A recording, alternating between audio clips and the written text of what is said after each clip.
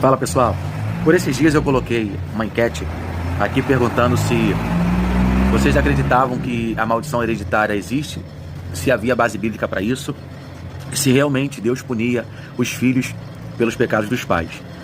Eu já agradeço a todos aqueles que votaram e 56% das pessoas que votaram acreditam que realmente existe a maldição hereditária, e consequentemente acreditam numa base bíblica para isso, que realmente Deus pune os filhos por causa dos pecados dos pais.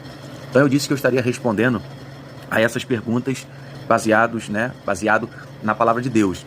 Então, respondendo essas perguntas, não existe maldição hereditária, não tem base bíblica para isso, e Deus não pune os filhos por causa dos pecados dos pais.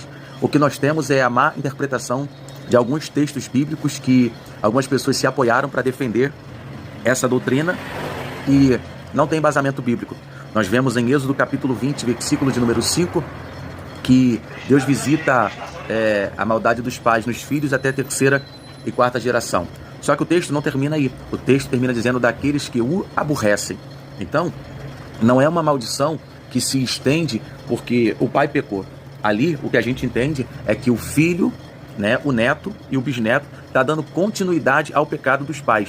Então, quando a Bíblia fala que Deus visita a maldade dos pais nos filhos até a terceira e quarta geração, ela diz daqueles que o aborrecem, daqueles que permanecem no pecado, daqueles que dão continuidade ao erro de seus pais.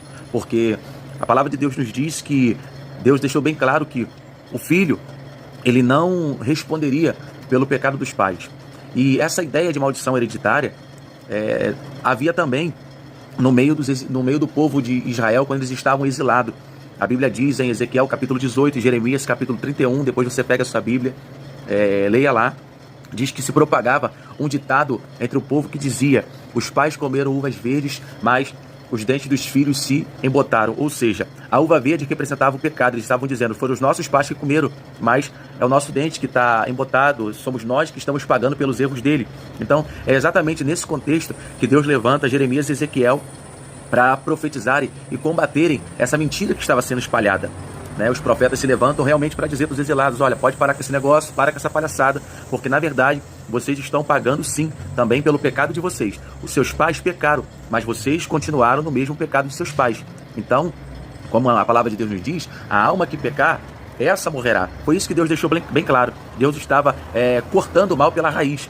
Quando começaram a propagar esse ditado, Deus já deu um basta, um ponto final nessa história, para que o povo não continuasse espalhando isso que era uma mentira.